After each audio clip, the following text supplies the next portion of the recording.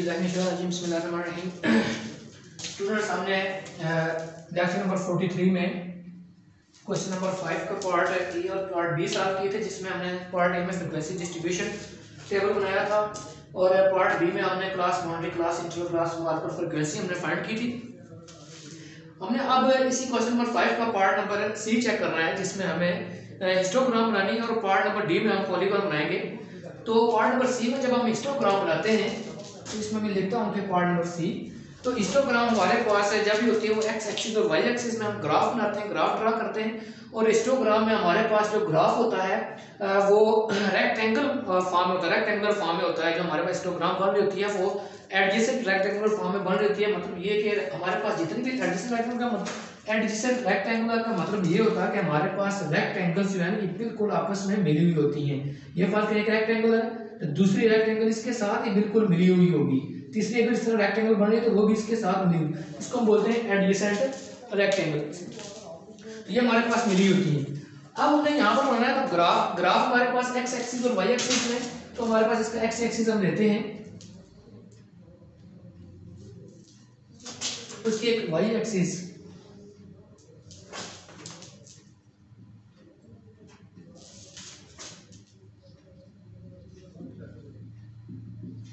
X axis में हमने क्या लेना होता है, हमने एक्स एक्सिस में जो हमने क्लास बाउंड्रीज फाइंड की होती हैं, हमने सारी क्लास बाउंड्रीज एक्स एक्सिस में ली होती है। तो हम यहाँ पर लिखेंगे क्लास बाउंड्रीज और वाई एक्सिस में हमने फ्रीक्वेंसी लेनी होती है। जो भी हमने फ्रीक्वेंसी यहाँ पर फाइंड की होती है कि जो ग्रुप हमारे पास ये 148 से 134, इसमें कितने डिजिट्स आ रहे हैं, वो हमारे पास की फ्रीक्वेंसी 6 डिजिट आ रहे हैं।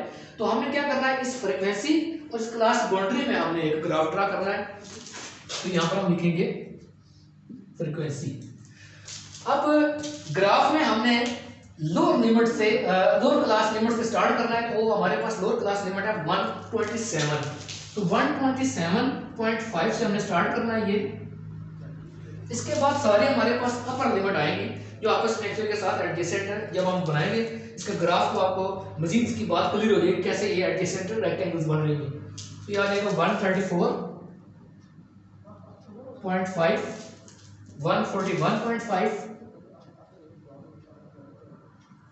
इसके बाद हमारे पास आ रहा है 148.5, इसके बाद आ रहा है 155.5, इसके बाद आ रहा है 162.5 और लास्ट हमारे पास आ रही है 169.5। ये हमारे पास सारी क्लास बाउंड्री जो है एक्स एक्सिस में हम लेते हैं और फ्रीक्वेंसीज इसमें हमारे पास है जो वाई एक्सिस लेते हैं। हमारे पास सबसे बड़ी फ्रीक्वेंसी जो यहाँ पर आ रही है वो 19 है और सबसे छोटी 3 है। तो हम इसके 5 के हम इसमें इंटरवल ले लेते हैं।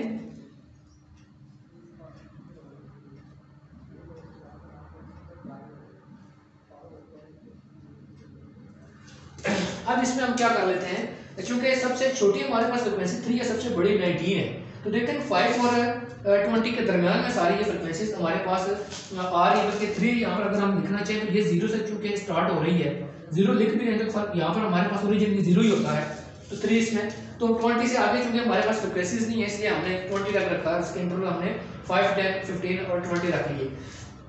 अगर हम ग्राफ हम बनाएंगे तो हमने चेक करना है कि पहली क्लास बाउंड्री हमने चेक करनी है कि हमारे पास थी 127 से लेकर 134.5, 127.5 से लेकर 134.5।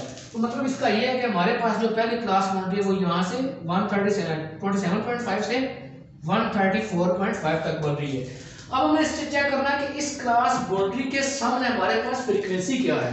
इस क्लास बाउंड्री के सामने हमारे पास फ्रीक्वेंसी 6 आ रही है। तो हमें यहाँ से चेक करना है कि फ्रीक्वेंसी वाले जो हमारे पास लाइन है वो ये है, वाई एक्सिस में है।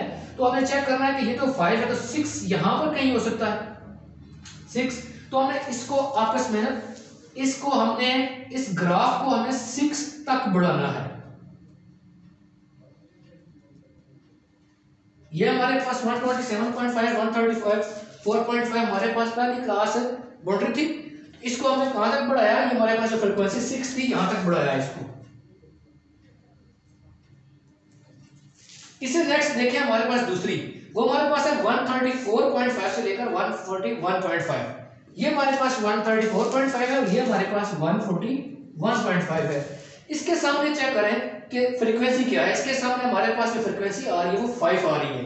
तो हमने चेक करना है कि इसको 5 बिल्कुल 5 की सीध में यहाँ पर हम इसको पहले 2 पॉइंट लगा लेते हैं और फिर पॉइंट को आपस में मिला दें। ये हमारे पास जो दूसरा इसके रेक्टेंगल बन रही है और इसी को हम एडजेसेंट रेक्टेंगल कहते हैं कि ये आपस में एक दूसरे के साथ मिली हुई है। इसके बाद तीसरी क्लास बॉन्डिंग हमारे पास 141.5 से लेकर 148.5, तो यहाँ से लेकर 141.5 से लेकर 148.5 और इसके सामने हम चेक करेंगे कि हमारे पास फ्रीक्वेंसी क्या आ रही है। तो इसकी फ्रीक्वेंसी हमारे पास ये वाली 8 आ रही है। तो हमने इसको चेक करना है कि फ्रीक्वेंसी में 8 कहीं इधर यहाँ पर हो सकता है। बेसिकली ये ग्राफ पेपर पर ड्रा किया जाता है, तो ग्राफ पेपर में सारी काउंटिंग उसमें दी हुई होती है। तो आपको यहाँ से सामने ये उसने 0 से स्टार्ट किया होता है, 1 2 3 4 5 और यहाँ से भी उसकी काउंटिंग उसमें दी होती है, लाइनें लगी होती हैं जो आपने उसके सामने लगा के उसको फिर पॉइंट आपको वाज़ेह निकल आता है। लेकिन यहाँ पर चूंकि ग्राफ पेपर तो नहीं है, इसलिए यहाँ पर आपने अंदाजे से चेक कर लेना है कि ये 10 के कहीं आसपास 8 होगा। तो 8 की सीध में यहाँ पर आप एक पॉइंट इधर लगा रहे हैं, तो दूसरा 148 के सामने यहाँ पर इसको आपस में मिलाएं और यहाँ पर इसको भी आपस में मिला लें। ये आपके पास 141.5 और 148.5 की आ गई। इसके बाद हमारे पास अगली है 155.5, 148.5 से लेकर 155.5, इसकी भी हमारे पास फ्रीक्वेंसी 8 बन रही है। तो ये यहाँ पर बिल्कुल क्योंकि इन दोनों की 8 है, ये बिल्कुल इसकी सीध में आ रही है।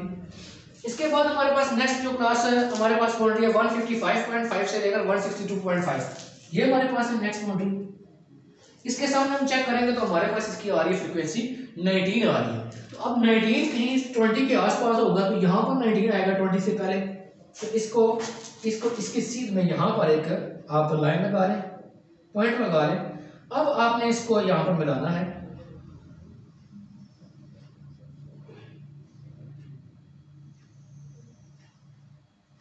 ये इसकी फ्रीक्वेंसी हमने आपके सामने इसका ग्राफ बना लिया। नेक्स्ट हमारे पास जो लास्ट वाली है 162.5 से 169.5, ये हमारे पास है 162.5 169.5। इसकी सीध में चेक कर लें आप, इसकी फ्रीक्वेंसी 3 आ रही है, तो 3 5 से कहीं पीछे यहाँ पर होना चाहिए।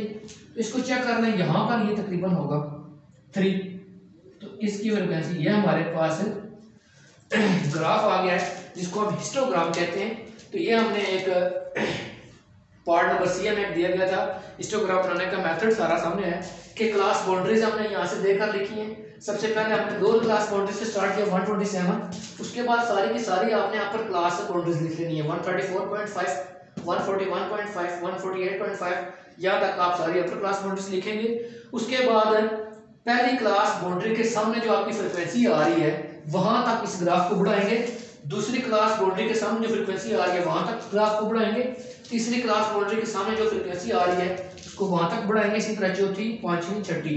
तो आपके पास ये 6-7 ग्रुप थे, तो आपने वहां तक इसको ये आपके कुल मिला के जो सारा काम किया इसको क्या बोलते हैं, हिस्टोग्राम।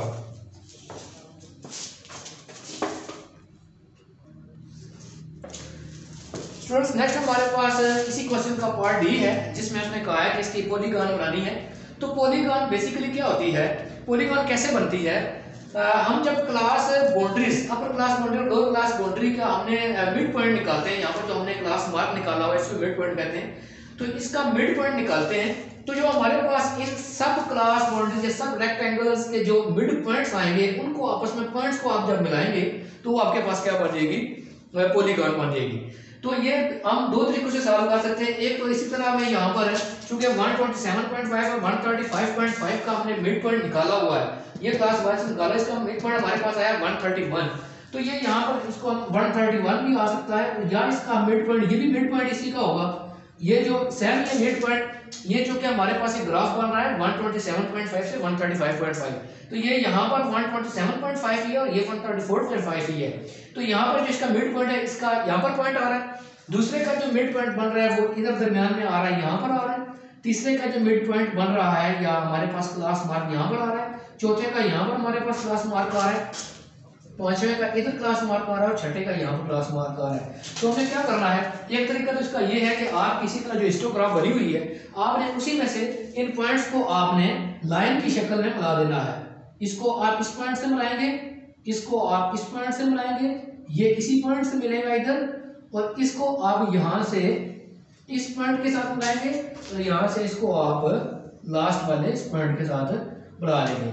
इसको हम कहते हैं पॉलीगॉन। एक तरीका तो इसका ये है। दूसरे तरीके में आप इसका क्या कर सकते हैं, दूसरे मेथड में यहाँ पर ये मैं इसको मिटा देता हूँ, जितने भी रेक्टेंगल्स हमने ये हिस्टोग्राम बनाई हुई थी,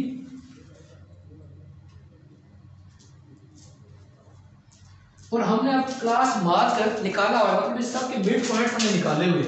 इसका हमने मिड पॉइंट जब निकाला था तो ये आया था 131, इसका हमने मिड पॉइंट निकाला था ये आया था 138। मैं यहाँ पर ऊपर इसके लिख देता हूँ ताकि बात वाज़िह रहे। 131, 138, इसका मिड पॉइंट निकाला था तो ये आया था हमारे पास 145। इसका मिड पॉइंट निकाला था ये आया था 152। इसका मिड पॉइंट निकाला था ये आया था 159, और इसका मिड पॉइंट निकाला था ये हमारे पास आया था 166। तो बेसिकली हमें क्या करना है, जब हमने पॉलीगॉन बनानी है तो बुनियादी तौर पर हमारे पास जो पॉलीगॉन होती है वो वाई एक्सिस में तो फ्रीक्वेंसी ही होती है, लेकिन एक्स एक्सिस में हम क्या करते हैं, क्लास मार्क और फ्रीक्वेंसी के दरमियान हम पॉलीगॉन बनाते हैं। क्योंकि हमारे पास जो पॉलीगॉन बन रही है वो क्लास मार्क के दरमियान बन रही है, तो अब यहाँ पर क्लास मार्क मैंने इसलिए यहाँ पर वाज़िह कर दी है। अब जब मैं लिखता हूँ क्लास मार्क, पहला मेरे पास बन रहा है 131, तो अब देखें कि 131 के सामने 6, तो ये 131 है और यहाँ पर ये 6 था हमारे पास, तो यहाँ पर एक पॉइंट आप लगाएंगे। दूसरा 138 हमारे पास आया था, 138 के सामने 5 है, तो यहाँ पर 138 है, ये आपके पास 5 है, तो इसको आप लाइन की शक्ल में इन दोनों पॉइंट्स को आपस में मिला देंगे। इसके बाद तीसरा हमारे पास क्लास मार्क क्या था 145, इसका हमारे पास फ्रीक्वेंसी 8 है, तो 145 ये है, इसकी फ्रीक्वेंसी 8, तो यहाँ पर कहीं पर इसके सामने हो सकती है, यहाँ पर, तो इस हम पॉइंट को इसके साथ मिला देंगे। इसके नेक्स्ट हमारे पास आया 152, इसके 152 की भी फ्रीक्वेंसी 8 ही है, तो 152 के सामने ये हम यहाँ पर पॉइंट लगाएंगे और इसको बिल्कुल इसी की सीध में यहाँ पर लाइन लगा देंगे। इसके बाद हमारे पास 159 की फ्रीक्वेंसी हमारे पास 19 आई है, 19 यहाँ पर था, और इसकी सीध में यहाँ पर एक पॉइंट 19 के सामने आएगा और इस पॉइंट को हम 19 से मिला देंगे।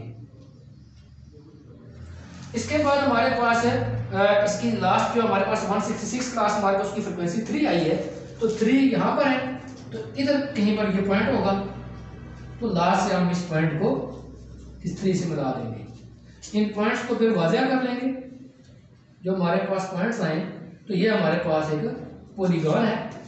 तो हिस्टोग्राम के ऊपर अगर आप मिड पॉइंट निकाल कर ढूंढना चाहते हैं तो उसमें भी कोई मसला नहीं है, अगर हिस्टोग्राम के बगैर आप बना दें तो इसमें भी कोई मसला नहीं है। ये क्वेश्चन नंबर 5 का पार्ट नंबर डी था।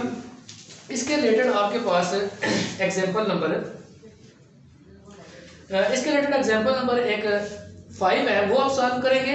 और मैं यहाँ पर लिख देता हूँ कि होम पर आप एग्जाम्पल नंबर 5 ये सॉल्व करेंगे। और दो इसकी डेफिनेशंस थी जो हमने पढ़ी थी आज, हिस्टोग्राम और दूसरी पॉलीगॉन। पॉलीगॉन बेसिकली एक लाइन ग्राफ होता है, वो भी हमारे पास फ्रीक्वेंसी और क्लास बाउंड्री से जो हम इसका मिड पॉइंट निकालते हैं उसके दरमियान बनाया जाता है। ये दो डेफिनेशन है हिस्टोग्राम और पॉलीगॉन की, और इसके रिलेटेड ये एग्जांपल नंबर 5 है, ये सॉल्व करेंगे। यही तक आज आपका काम है, कल नेक्स्ट लेक्चर में मिलेंगे, तब तक के लिए अल्लाह हाफिज़।